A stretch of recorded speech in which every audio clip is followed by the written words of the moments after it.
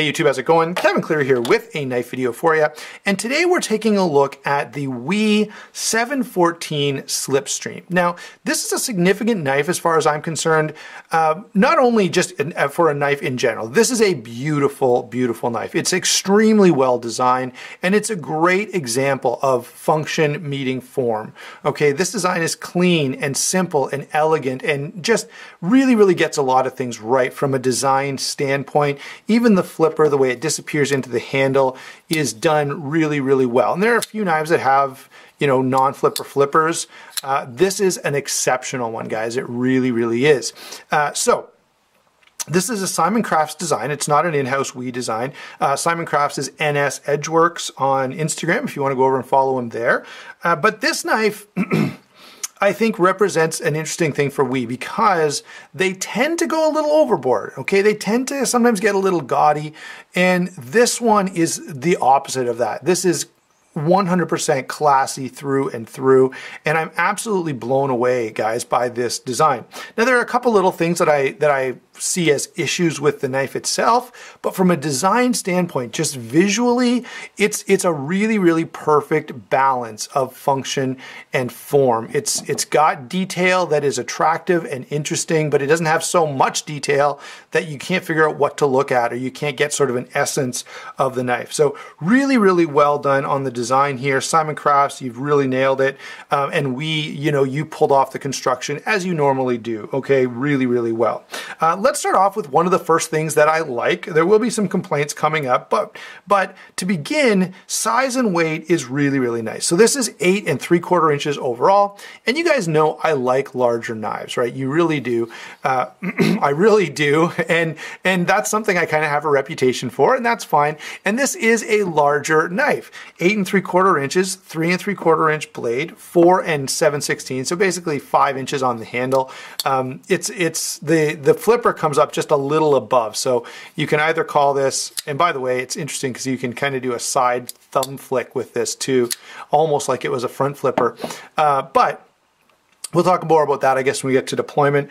But for now, I just want to point out, nice large knife, and yet, so you've got this big large knife, which is great, but it carries really, really well, because when I close this guy down, look how slim that is. So just a little over an inch here. It's not, it's not very thick in this direction either. It's really slim. By the way, aesthetically, let me say this is a knife that looks about as pretty closed as it does open, which is pretty awesome. And the weight on this guy is only 4.5, really 4.48 is what it measured on my scale, but we'll call it 4.5 ounces, which is extremely comfortable to carry. Like, that is not an issue at all, right? That's a really nice knife to carry in your pocket. And so what you end up with here from a size and weight standpoint is a nice big knife that's still super slim and easy to carry. And to me, that is a win. That's just what I look for in a knife that I'm going to have with me all the time. All right, so let's move on now to the blade. And the blade is going to be a continuation of this theme with one exception, all right? This blade is S35VN with black DLC on the bevels and satin flats. You've got a compound grind here, so a nice hollow grind at the base, a fairly low sort of flat saber grind out here at the tip.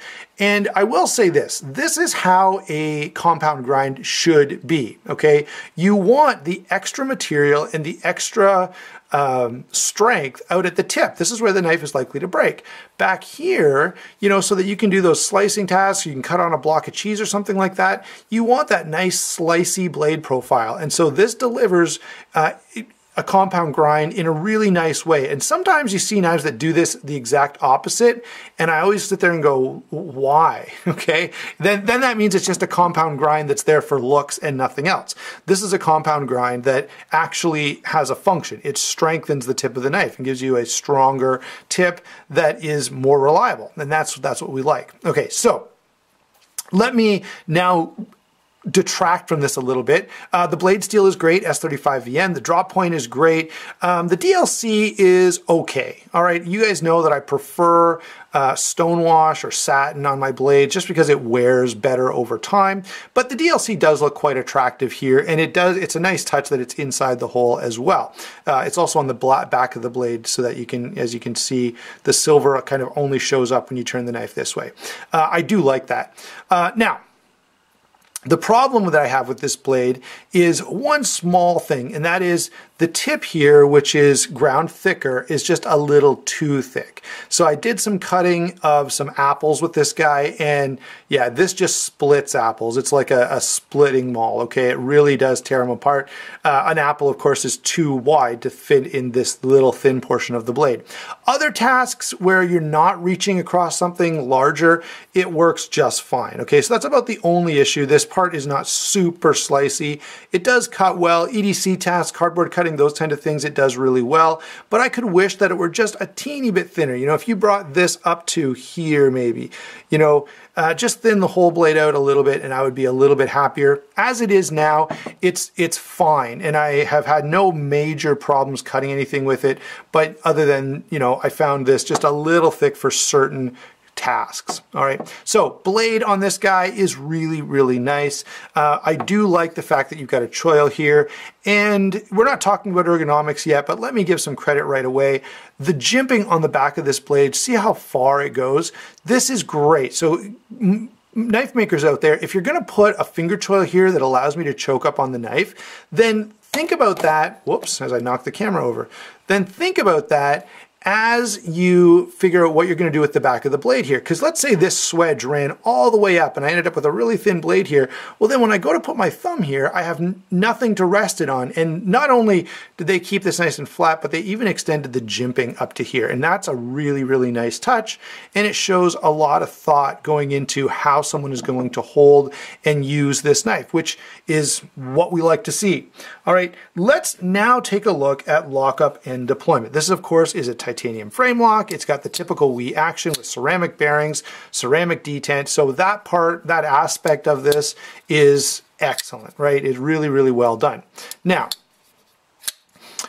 the having kind of gotten that part out of the way, so you know the action is smooth, the detent is dialed in, all that stuff is good. Now let's talk about some of the details that they've gotten right. So first off, they've got a little bit of jimping here on the lock bar that really allows me to unlock this knife easily and comfortably, and you know, I'm gonna call that a pretty big win. The other thing is the flipper. Now the location of the flipper is great because it's nice and high, which gives you a ton of leverage to flip this knife out. You can really get a good hard deployment with the location of this flipper. It's also comfortable, and this is a hard thing to pull off, okay? They've rounded this enough and they've got enough jimping on it that it grips my finger well, and this is just a knife that's going to deploy really, really consistently. Now, the other cool thing about this is I've got this cut out in the blade, so, well, when I'm not on camera, I can deploy it really easily. I can spider flick it. Let me just demonstrate that again, because I seem to be able to do that on camera, even though I can't get my thumb to open this knife. Now, I can if I don't know why. I've done this 1,000 times not on camera. There we go. So I can get my thumb to open the knife. The other thing is, this flipper being where it is also gives me the option to do sort of a thumb flick like you would with a front flipper. So lots of deployment options. They all work really well. And I've got to say, it's really cool to see, you know, this is a non-flipper flipper done well. The location of the flipper tab is great. The way that they don't do it, you know, it doesn't look too weird or crazy here where they're trying to hide the flipper tab. This is just, yeah, they've really, really nailed the geometry of this flipper and the comfort of it as well. And that's, you know, that's a thing, okay? This is, you know, we often talk about fiddling with our knives, and this is a knife that fiddles really well, okay? So, I should say something about that because that's really, really nice. So in terms of, you know, the way this is thought out, the way it flips, the way all the locks and unlocks, all of that stuff is really well done. So the action here, guys, is 100% a win. Moving on now to construction, to the handle, construction, and comfort, the ergonomics. Well, you can see we have black titanium with Torx screws, which is definitely a win. Huge fan of that. On the backspacer here, we've got quite a big backspacer. I could have done with a little less. Open construction is preferable to closed, and so maybe just a little bit of little less backspacer. I don't know why the camera won't focus, but I want to be able to get you to read the name of the designer right there. Slipstream, designed by Simon Crafts. Take a look on the inside, since we got it, well, since we did have the camera focusing well, you can see that it's milled out internally to save weight. Again, really, really nice touch, and definitely makes this knife nicer to carry around. And then we have the milling, and the milling on this is just these nice lines that just cut out a little bit from the back and really add a touch of class and a touch of detail to the knife that works really well. So from a construction standpoint, from how this thing is put together, I'm very, very impressed. Now, how does it function? Oh yeah, and the pocket clip is single position clip, and it does tie in well with the design. Now, how about the ergos on this? Well, the ergonomics, guys, again, really, really nice. It fits well in hand. It's slim, but it's hand filling enough. And so the other thing is I can hold it in this position and it's very comfortable, or I can choke up and hold it up here. And again, it's really nice and comfortable. Now you can see this extra cutout for the choil, I don't need the whole thing. Like, I never get my finger up here, feel the need to. So I would have actually liked to see, you know, okay, I can get my finger right here. So why not give me that extra, you know, eighth of an inch, I guess, of blade length. I would have liked to see this cutout to be not quite so big, but it is what it is, and it's certainly not the end of the world. It's just I would have liked to have that little bit of extra cutting edge there at the base of the knife. So there's the handle construction for you. Again, very, very happy with the way that turns out.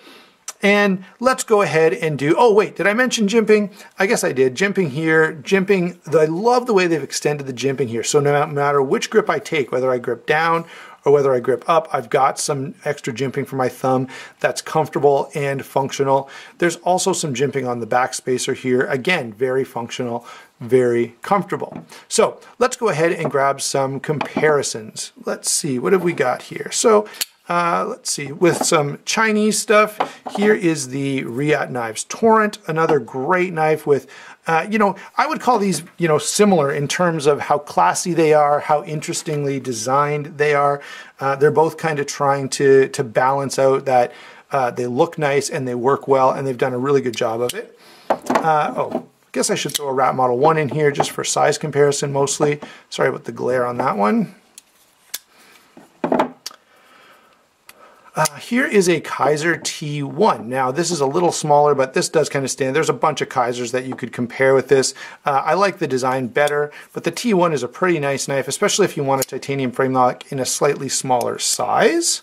Let's see here, zero tolerance 0562, another great titanium frame lock, and you know, just an outstanding knife design, and of course going to come in a bit cheaper than the Slipstream. Now the Slipstream is not going to be crazy expensive either. Got a couple more knives for you. Here is the WE 715, I guess. Yeah, 715 Ignition. More of a, you know, much smaller size. Let's grab a couple of more. If you're interested in WE knives, here is the Steelcraft Bodega. Another knife, I often bring this in because this, again, I think is a good example of a really classy, upscale design that's still done really, really well. And last but not least is the Sebenza, or I guess this is the Inkosi. Oh, and it's not last either, but a good example for size. Many people are familiar with the Inkosi. And then finally, the Paramilitary 2. Okay, so there's some comparisons for you, so it gives you an idea of how big this knife is, and maybe some knives that, you know, if this one doesn't do much for you, some other options that you may be interested in. Now, what is my overall take, guys? I think it's been pretty clear through the review that I'm a huge fan of this knife. I love this design. I think that the knife has really pulled off, again, a nearly perfect balance between function and form. This is a great knife in terms of how it works, in terms of how it locks up, how it flips, how it cuts. Even the way the compound grind is done is right, okay? So all of those functions things, they work really, really well. And then you also have it done in a design that is very attractive. And I do like this look with the black and the bronze. I think this is really, really nice looking. It maybe wouldn't be the colors that I would specifically ask for if I was buying one for myself, but I do think this is a great look. And I mean, you know, just the bronze playing off the black really does look really good. It carries well. The price point is pretty darn good. I think these are probably around 250 bucks. And so for a knife of this level of quality and that looks this sharp, I think that's a great price point. Yeah, I know it's a little more than a ZT or something like that, but I think you're getting a little more, even if it's just in terms of design. All right, so yeah, absolute win, guys. And again, I'm going to call this the best WE knife of 2017. Don't forget to like and subscribe. I'd love to hear your comments down below, especially if you disagree with me. What do you think is the best WE knife of 2017 this past year? Thanks for watching, and we'll talk to you soon.